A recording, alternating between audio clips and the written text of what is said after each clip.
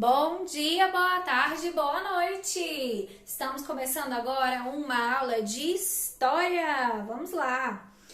Quero que vocês abram na página 130.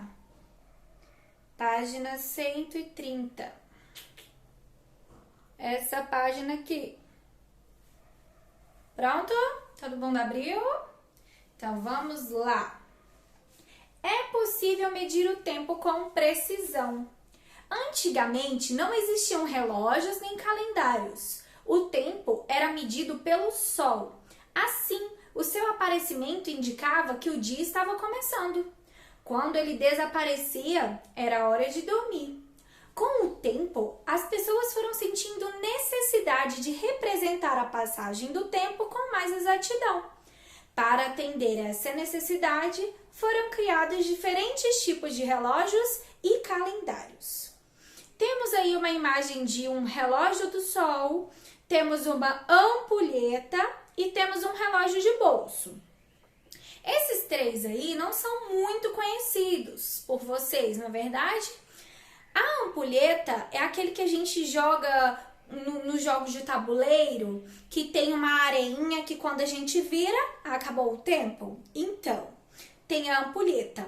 O relógio do sol, ele é um relógio que ele funciona através da luz do sol. E o relógio de bolso, ele é um reloginho que antigamente as pessoas penduravam ele, colocavam dentro do bolso, tá bom? Hoje em dia, nós usamos dois outros tipos de relógio. O relógio analógico, que é aquele relógio de ponteirinho, e o relógio digital, que é aquele relógio que já tem as horas exatas. Não é verdade? Existe o relógio de pulso, tanto analógico quanto digital. Existe o relógio de parede também, tanto o analógico quanto o digital. O relógio que nós vemos a hora no celular, ele é o relógio digital. Já está escrito aí o horário, tá vendo? E o relógio analógico é aquele relógio de ponteirinho, tá bom? Qual vocês acham que é mais fácil de ver? O analógico ou o digital? Sim, eu também acho que o digital é mais fácil. Só que o que acontece? O relógio analógico, ele é um relógio que exige um pouquinho mais de dedicação para a gente conseguir ver a hora. Por quê? Porque lá nele tem os números de 1 a 12. O ponteirinho menor indica as horas. O ponteirinho maior indica os minutos. Cada vez que o ponteirinho pequeno apontar para um número, significa que é aquela hora. O dia, ele tem 24 horas, ou seja, 12 mais 12, 24. Então, o relógio, ele pode contar 12 horas, contando da primeira hora do dia até meio-dia, né, que é a hora do almoço, é a metade do dia. E ele pode recontar novamente, começando do 1 até a meia-noite, iniciando o outro dia, tá? Então, ele exige um pouco mais da nossa concentração para conseguir vê-lo. O relógio digital, ele realmente é mais fácil de ver, tá bom? Isso a gente vai continuar em um outro dia, a gente vai trabalhar o reloginho, eu vou ensinar vocês a olharem a hora no relógio analógico, tá bom?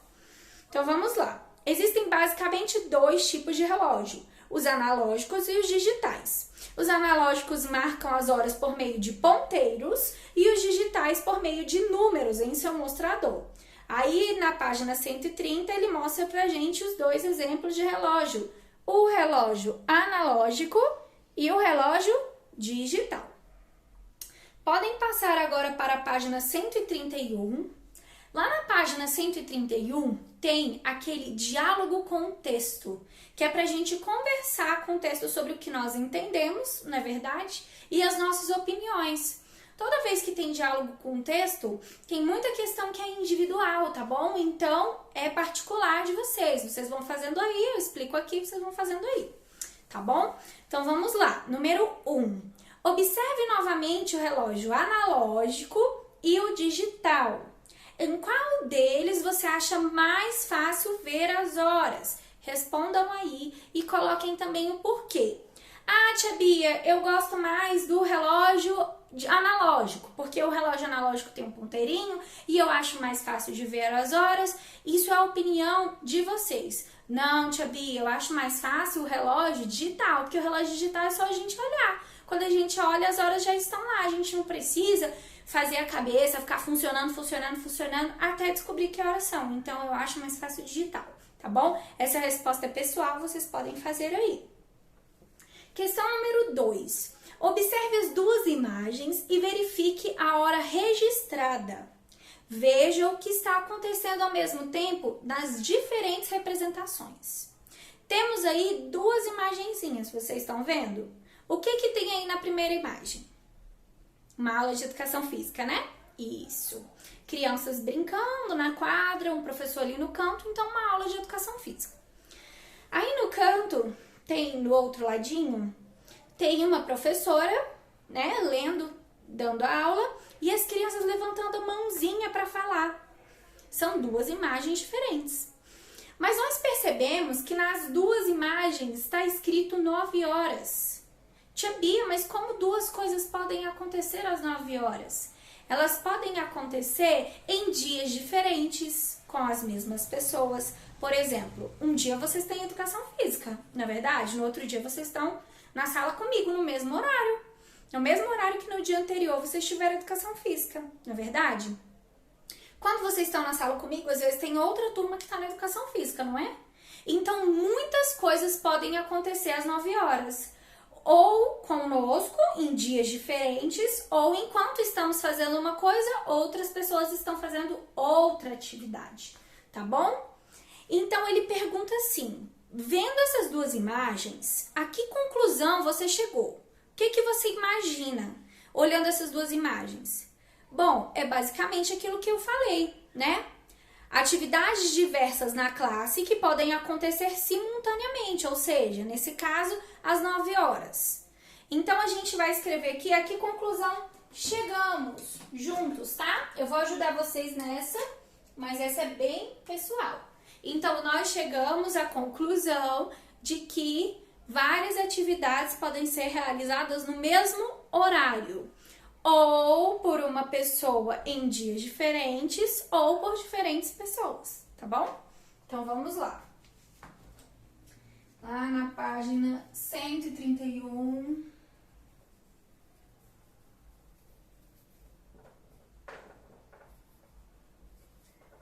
Na questão número 2, porque a 1 foi pessoal.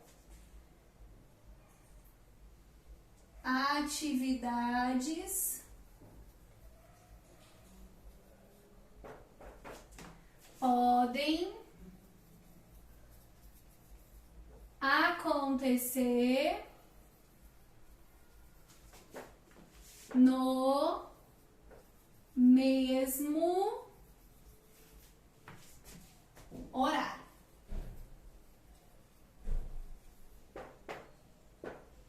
No caso da imagem, vírgula, às 9 horas, tá bom? Pode colocar só o 9H, ou se vocês querem colocar 9 horas, pode colocar também, tá? Vamos lá. Questão número 3. A questão número 3, ela é muito pessoal. Por quê? Porque ela envolve você e a sua família. Então, vamos lá. Nas imagens acima, é possível perceber pessoas diferentes realizando atividades diferentes ao mesmo tempo, ou seja, simultaneamente. Quando vocês estão na aula de educação física, o quarto ano está na sala de aula, tá? Isso é simultaneamente. No mesmo horário, turmas diferentes, ao mesmo tempo, tá? Então, vamos lá. Pense sobre isso e escreva nos quadros abaixo atividades que vocês e seus pais fazem ao mesmo tempo. Por exemplo, para a turma da manhã. De manhã vocês estão aonde? Na escola. E o papai e a mamãe? Ah, meu pai está trabalhando. Ah, minha mãe está em casa. Ah, minha mãe está na academia. Ah, o meu pai está na natação. Tá bom? É pessoal. Você não é da turma da manhã, você é da turma da tarde. Então, tia, eu sou da turma da tarde. De manhã eu tô em casa com meu pai e com a minha mãe. Então, vocês vão desenhar você, seu pai e sua mãe em casa. À tarde, os meus pais vão trabalhar. De manhã, os meus pais estão em casa comigo e à tarde eu também vou para a escola, tá bom? Então é isso. Você vai desenhar o que você faz de manhã, ou escrever, e o que os seus pais fazem à tarde, ou o que os seus pais fazem de manhã. Depois vocês vão desenhar ou escrever o que os seus pais fazem de manhã e o que você faz de manhã. Ou o que você faz à tarde e o que os seus pais fazem à tarde. Depois o que você faz à noite e o que os seus pais fazem à noite. Tá bom? É para você desenhar ou escrever o que você faz de manhã, de tarde, de noite, o que o seu pai ou sua mãe faz de manhã, de tarde e de noite, tá? Só pra gente mostrar que vocês podem realizar atividades diferentes no mesmo horário, tá bom? Quando acabar a página 131, vocês vão para a página 132, tá bom? Indo para a página 132, nós começaremos. Leia o poema abaixo. H de hora. A hora para tudo. Dizem e tudo tem a sua hora, mas ninguém fez no relógio a hora de não ter hora. Quem escreveu esse poeminha foi Elza Beatriz. É uma poesia que veio do livro Fora da Estante. Gente, é o seguinte, por que tá falando isso nesse poema? Tem como a gente parar o tempo? Tem como a hora não existir? Não, para tudo tem hora. Tem a hora de dormir, tem a hora de comer, tem a hora de estudar, tem a hora de realizar outras atividades, para tudo tem hora e a gente não tem como pausar o tempo, né? O tempo passa. Até quando a gente tá dormindo, a hora tá passando. Parece que pra gente tá parado, mas não tá. Na verdade, a gente dorme à noite e acorda de manhã, então as horas se passaram. Observe que há um verso em destaque no texto. Qual é o verso que tá mais pretinho aí no texto? E tudo tem a sua hora. O que a autora quis dizer com essa expressão? O que a autora quis dizer com tudo tem a sua hora? Ela quis dizer que cada coisa tem o seu momento para acontecer. Na verdade, tem o seu horário programado. Então, nós vamos escrever isso e depois vocês vão desenhar um reloginho mostrando um tempo ou você realizando alguma atividade, tá bom? Nesse quadro aí embaixo. Então, vamos lá. Página 132.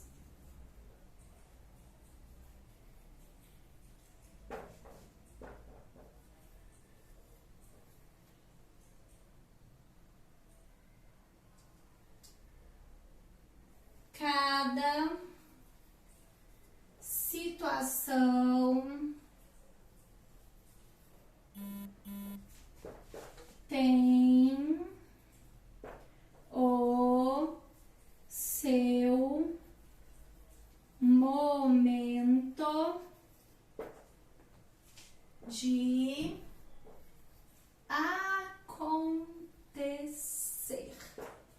Cada coisa tem seu tempo, cada situação tem seu momento de acontecer, tá bom? Para vocês enxergarem melhor o quadro, que eu tô ficando aqui na frente o tempo todo. Quem acabar vai para a página 133 para a gente fazer o desafio final. Belezinha? Quem tiver com um pouquinho de dificuldade aí para terminar de copiar, pode dar um pause, copia, depois passa para a próxima parte do vídeo, tá bom? Vamos lá. Página 133. Desafio final. Você conheceu maneiras de observar e medir a passagem do tempo. Pôde descobrir como investigar histórias por meio dos registros orais, escritos, materiais e visuais. Aprendeu também que tudo tem o seu tempo e que podemos medir o tempo com precisão. Todas essas informações complementaram a programação do primeiro bimestre, não é mesmo? Então, agora escreva e desenhe sobre o assunto que mais lhe chamou a atenção. Explique o motivo da sua escolha. Então, vamos lá. Essa questão, ela é muito pessoal. Ninguém tem como fazer por ninguém. Porque vocês vão escrever aí e desenhar a parte que vocês mais gostaram do bimestre inteiro em História. Tia Bia, eu não tô lembrando direito essa história de registros históricos. O que são os registros históricos? Os registros históricos são tudo aquilo que guarda um pedacinho da história. Por exemplo, os registros orais são lendas, histórias contadas pelos nossos antepassados e muito mais. Músicas, cantigas de roda que já existem há muito tempo. Isso tudo é registro oral. O registro escrito é qualquer documento escrito, por exemplo, livros, revistas, jornais, certidões, tá bom? Cartas, tudo isso é documento, é registro histórico escrito, tá? Temos os orais, os escritos, os materiais, que são todos os objetos de antigamente, acessórios, telefones de antigamente, roupas de antigamente, baú de antigamente, qualquer objeto que seja de antigamente é um registro histórico material. Então, oral, material, escrito e visual. Quais são os visuais? Fotos, filmes, pinturas, tá bom? Esses são os registros históricos. Tia Bia, e sobre o relógio? Foi o que a gente acabou de conversar, sobre como marcar o tempo. Como nós podemos marcar o tempo? Nós podemos marcar o tempo através do relógio. Também tem o cronômetro, que é onde a gente pode pausar o tempo e voltar ao tempo, que nem naquela aula que a gente teve sobre minuto e segundo, não é verdade? Então, vocês vão escrever aí a parte que vocês mais gostaram desse bimestre. Acabando de escrever a parte que vocês mais gostaram, vocês vão colocar na página 134. Nós vamos ler um texto sobre o Carnaval, que é uma data festiva aqui no Brasil, que ela é comemorada no mês de fevereiro e que os brasileiros gostam bastante. Então, nós falaremos um pouco sobre esse texto do Carnaval e depois vocês irão realizar com a família a página 135, finalizando assim também o livro de história, beleza? Então, vamos lá. Página 134. Carnaval, uma festa brasileira. O Brasil é conhecido como país do carnaval. Nessa época, o povo brasileiro se mobiliza para sair às ruas, fantasiado ou não, em busca de diversão. Assim, apareceram os blocos e os cordões, grupos que cantam músicas de suas composições e deram origem às escolas de samba. Entretanto, cada estado tem um jeito próprio de festejar o carnaval, reunindo milhares de pessoas entre brasileiros e estrangeiros. Na Bahia, por exemplo, o pessoal gosta de sair dançando e cantando atrás dos trios elétricos. Em Pernambuco, são as danças tradicionais, como o frevo e o maracatu, que atraem crianças e adultos para as ruas. Já na região sudeste, em São Paulo e no Rio de Janeiro, são as escolas de samba que desfilam pelas avenidas, contando as suas histórias por meio de sambas enredos, acompanhados de lindas coreografias mostradas pelo povo fantasiado. É um lindo espetáculo para se ver e também para se participar. Mas, Xabia, por que a gente está falando do carnaval? A gente já está no mês de abril. Porque o carnaval, ela é uma data comemorativa brasileira e ela é muito festiva, ela é muito cultural daqui do Brasil. Então, por mais que algumas pessoas não gostem de festejar o carnaval, e isso a gente tem que respeitar, não é verdade? Por mais que algumas pessoas não gostem de festejar, ela é uma festa tradicional do Brasil e faz parte da nossa cultura, tá bom? Vocês vão colocar lá na página 135, eu vou ler, vou explicar, mas vocês vão fazer com a família, combinado? Vamos lá. História do carnaval. Mas como surgiu o carnaval? A história dessa festa é bem antiga. Quem a trouxe para o Brasil foram os portugueses por volta do ano de 1750. Naquela época, era chamada de entrudo. Mais tarde, o povo começou a sair pelas ruas usando máscaras fantasiadas e cantando marchinhas. Algumas marchinhas ficaram tão populares que são cantadas até hoje. O confete, a serpentina, que geralmente enfeitam as festas carnavalescas, vieram dos costumes dos franceses e espanhóis. Algumas fantasias como Pierrot, Colombiana, Arlequim e Rei Momo são muito usadas nos bailes de salão. Mas é o carnaval de rua que faz sucesso entre os brasileiros e preserva um pouco do nosso folclore. Pesquise em jornal ou na internet uma notícia sobre o carnaval da cidade que você mora. recorte e colha no espaço abaixo e compartilhe com os seus colegas. Olha só, galerinha, quem aí não tiver como imprimir para colar, pode escrever um pedacinho dessa parte que vocês encontraram aí na internet, na pesquisa de vocês, e podem desenhar, tá bom? Também é válido. Um beijo, finalizamos assim o nosso livro de história do primeiro bimestre e até a próxima aula. Tchau, tchau!